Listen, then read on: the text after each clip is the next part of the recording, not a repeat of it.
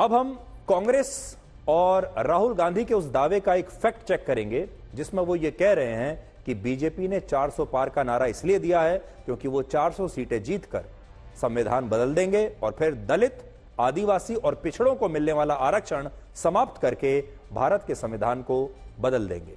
और यह आरोप राहुल गांधी आज एक बार नहीं कई बार लगा चुके हैं। आज उन्होंने फिर से यह आरोप दोहराए हैं। गुजरात के पाटण की एक रैली में आज राहुल गांधी ने कहा कि नरेंद्र मोदी और बीजेपी के नेता खुलकर यह कह रहे हैं कि वो आरक्षण समाप्त कर देंगे और अगर लोग आरक्षण को और संविधान को बचाना चाहते हैं तो उन्हें कांग्रेस को जिताना होगा। नरेंद्र मोदी जी, बीजेपी के लोग कहते हैं हम आरक्षण को खत्म कर देंगे। जहां भी कमजोर लोगों को थोड़ा सा फायदा मिलता है, किसानों को थोड़ा सा फायदा मिलता है, मजदूरों को, छोटे व्यापारियों को थोड़ा सा फायदा मिलता है, वहां ये लोग, उनका ध्यान चला जाता है, उसको बंद करने की कोशिश करते हैं। कभी कहते हैं, इनके लोग कहते हैं कि हम आरक्षण खत्म कर देंगे और फिर बयान आते हैं नहीं, हम आरक्षण के खिलाफ नहीं हैं। राहुल गांधी का कहना है कि नरेंद्र मोदी आरक्षण को खत्म करने की बात कह रहे हैं, जबकि हकीकत यह है कि प्रधानमंत्री मोदी ने ऐसा कभी कहा ही नहीं। प्रधानमंत्री मोदी ने तो बल्कि यह कहा कि अगर डॉक्टर भीमराव अंबेडकर भी आ गए तो भी इस देश से आरक्षण समाप्त नहीं होगा। कांग्रेस और इंडिया गाड़ी वाले बुरी तरह बौखला गए हैं, इसलिए लोग लगातार झूठ फैला रहे हैं। संविधान बदल देंगे, आरक्षण खत्म कर देंगे। मैं पहले ही कह चुका हूं कि अगर आज खुद बाबा साहब आंबेडकर चाहे तो बाबा साहब आंबेडकर भी आरक्षण खत्म नहीं कर सकते हैं। मोदी का तो सवाल ही नहीं उठता है। तो आपने देखा कि प्रधानमंत्री मोदी ने यह कभी नहीं कहा कि बीजेपी आरक्षण को समाप्त कर देगी, लेकिन इसके बावजूद राहुल गांधी ने भी अपनी रैलियों में लगातार यह बात कही और कांग्रेस पार्टी के अलग अलग संगठनों द्वारा भी सोशल मीडिया पर यह दुष्प्रचार किया जा रहा है। आज एक और हमने नया ट्वीट आपके लिए निकाला है।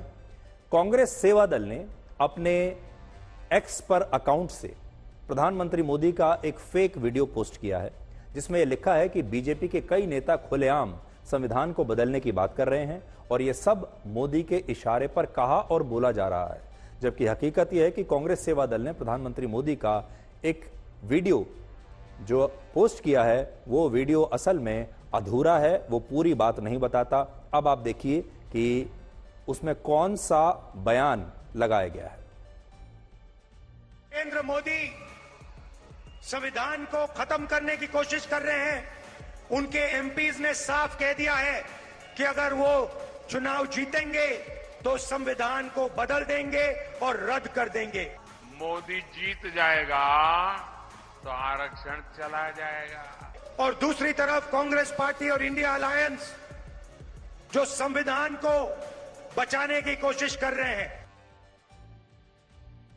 तो राहुल गांधी का दावा है कि बीजेपी के नेता भी आरक्षण को समाप्त करने की बात कर रहे हैं, जबकि यह दावा भी फैक्ट चेक में पूरी तरह से गलत निकला है।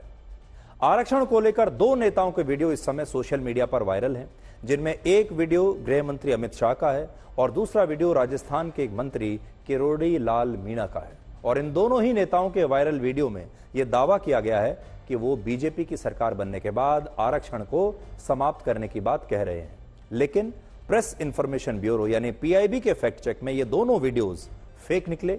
और बड़ी बात यह है कि इन फेक वीडियोस को कांग्रेस के नेताओं ने ही सोशल मीडिया पर वायरल कर दिया और जिस पर अब गृह मंत्रालय की शिकायत पर दिल्ली पुलिस ने एफआईआर दर्ज कर ली है।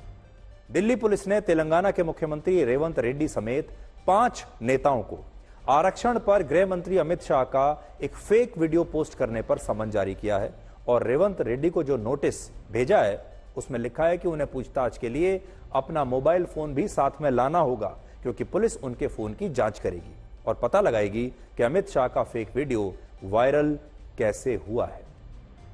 रेवंत रेड्डी को पुलिस ने इसलिए नोटिस भेजा क्योंकि वो तेलंगाना कांग्रेस के अध्यक्ष हैं और तेलंगाना कांग्रेस के अध्यक्ष वाले अकाउंट से अमित शाह का आरक्षण वाला फेक वीडियो सोशल मीडिया पर पोस्ट किया गया था और आरोप है कि रेवंत रेड्डी ने ही देश में यह झूठ फैलाया। और खतरनाक बात यह है कि इस फेक वीडियो को आर्टिफिशियल इंटेलिजेंस यानी एआई की मदद से तैयार किया गया है। और जब आप अमित शाह के इस फेक वीडियो को देखेंगे तो आप ब्लैक और व्हाइट में शायद अंतर कर ही नहीं पाएंगे। इसी को कहते हैं डीप फेक, इसी को कहते हैं आर्टिफिशियल इंटेलिजेंस।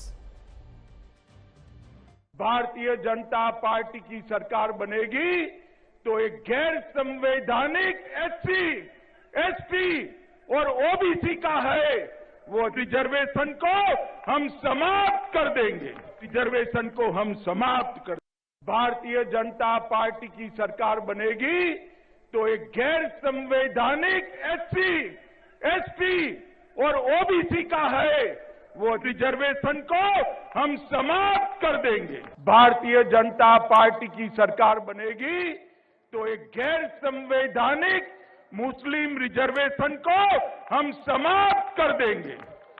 ये अधिकार तेलंगाना के एससी, एसटी और ओबीसी का है वो अधिकार उनको मिलेगा और मुस्लिम रिजर्वेशन को हम समाप्त कर देंगे।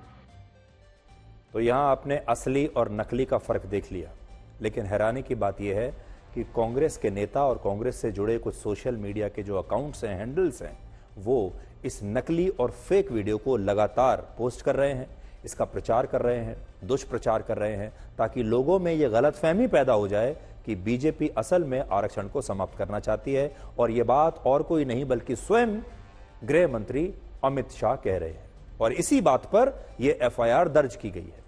तेलंगाना के मुख्यमंत्री रेवंत रेड्डी ने अमित शाह का यह फेक वीडियो सोशल मीडिया पर पोस्ट किया था और बाद में उन्होंने इस वीडियो को डिलीट भी कर दिया, लेकिन अब वो ये कहते हैं कि वो बीजेपी से डरने वाले नहीं है। Narendra Modi ji ED, income tax, CBI हो गए, अभी दिल्ली पुलिस को इस्तेमाल कर रहे चुनाव जीतने के लिए। यहाँ पर कोई डरने वाले नहीं है भाई, यहाँ पर पलट के जवाब देने वाले हैं। देखेंगे आने वाले चुनाव में नरेंद्र मोदी जी और अमित शाह को हरा के दिखाएंगे कर्नाटक और तेलंगाना में। गृह मंत्री अमित शाह का फेक वीडियो सबसे पहले रीतम सिंह नाम के एक व्यक्ति ने पोस्ट किया था, जिसे असम पुलिस ने गुवाहाटी से गिरफ्तार किया है। और ऐसा आरोप है कि यह व्यक्ति कांग्रेस और आम आदमी पार्टी से जुड़ा रहा है पहले। और आज प्रधानमंत्री मोदी ने भी कहा है कि विपक्षी दल एआई का दुरुपयोग करके फेक वीडियोस फैला रहे हैं और ऐसा करने वालों को छोड़ा नहीं जाएगा, बख्शा नहीं जाएगा।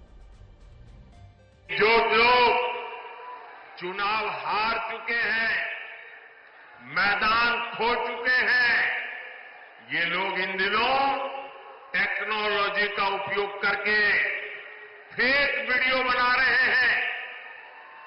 आर्टिफिशियल इंटेलिजेंस का दुरुपयोग करते हुए मेरी आवाज में ऐसी भद्दी चीजें आजकल सोशल मीडिया में डाल रहे हैं कि बहुत बड़ा खतरा पैदा हो रहा है। और इसलिए मेरी देशवासियों की अपील है कि कोई भी फेक वीडियो आपको नजर आए, आप पुलिस को जानकारी दो, हमारी पार्टी को जानकारी दो, कानूनी लोगों पर कार्रवाई होगी और उनको सबक सिखाया जाएगा। आप याद कीजिए, वर्ष 2014 के लोकसभा चुनाव में पहली बार सोशल मीडिया पर बड़े पैमाने पर सोशल मीडिया का इस्तेमाल हुआ था। यानी सोशल मीडिया का जो इस्तेमाल था फर्स्ट टाइम 2014 के चुनाव में हुआ था इस तरीके से, और यह प्रयोग सबसे पहले बीजेपी ने किया था। इसके बाद वर्ष 2019 में सोशल मीडिया के इस्तेमाल का और विस्तार हुआ और आपको याद होगा 2019 में बहुत सारे और प्लेटफॉर्म्स आ गए थे। इंस्टाग्राम आ गया था, स्नैपचैट आ गया था और जो पुराने जो प्लेटफॉर्म्स थे वो बड़ी संख्या में बढ़ गए थे। तब तक यूट्यूब भी आ चुका था और 2019 में इसका इस्तेमाल और ज्यादा बढ़ गया। लेकिन इस बार पहली बार लोकसभा चुनाव में एआई का इस्तेमाल हो रहा है और एआई से डीप फेक वीडियोस बनाए जा रहे हैं, जिनसे ब्लैक और व्हाइट में अंतर करना लगातार मुश्किल होता जा रहा है। आपको समझ में ही नहीं आएगा, आपके पास एक वीडियो आएगा जो बिल्कुल असली होगा और उसका ऑडियो भी बिल्कुल वैसा ही होगा जो किसी की भी आवाज में हो सकता है, और आपको ऐसा लगेगा जैसे बिल्कुल असली वीडियो है, लेकिन वो एक डीप फेक वीडियो होगा जो एआई की मदद से बनाया गया होगा। अब आप ये देखिए कि अपने फेक वीडियो पर गृह मंत्री अमित शाह ने क्या कहा था, जो मैंने थोड़ी देर पहले आपको दिखाया, और आप देखिए, आप पता नहीं लगा पाएंगे कि यह वीडियो सही है या गलत है। राहुल गांधी निराधार झूठ बोलकर लोगों को गुमराह करने का काम कर रहे हैं। भारतीय जनता पार्टी की सरकार इस देश में 10 साल से चल रही है और दोनों बार पूर्ण बहुमत की सरकार मिली है। अगर भारतीय जनता पार्टी की मंशा होती कि आरक्षण को खत्म करना है तो हो चुका होता। मैं आज देश की जनता को कहना चाहता हूं कि कांग्रेस पार्टी ने हमेशा एससी, एसटी और ओबीसी के आरक्षण पर हमले किए हैं। कर्नाटक में उनकी सरकार आई, 4% माइनॉरिटी आरक्षण किया, किसका कटा? ओबीसी का कटा।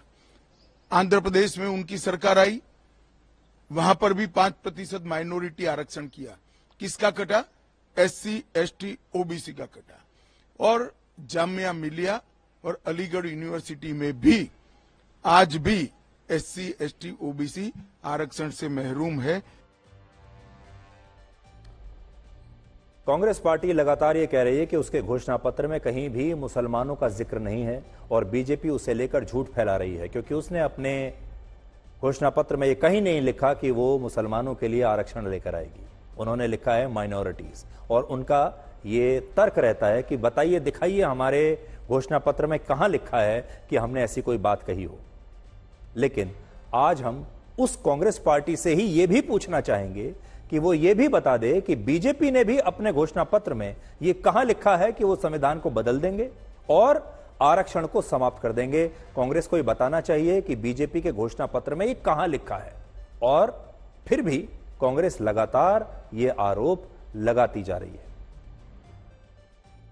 आपको याद होगा पहले के जो चुनाव हुआ करते थे, यहां तक कि 2009 तक भी, तब आपको याद होगा दीवारों पर पोस्टर्स लगाए जाते थे, दीवारों पर स्लोगन्स लिखे जाते थे अलग अलग पार्टियों के।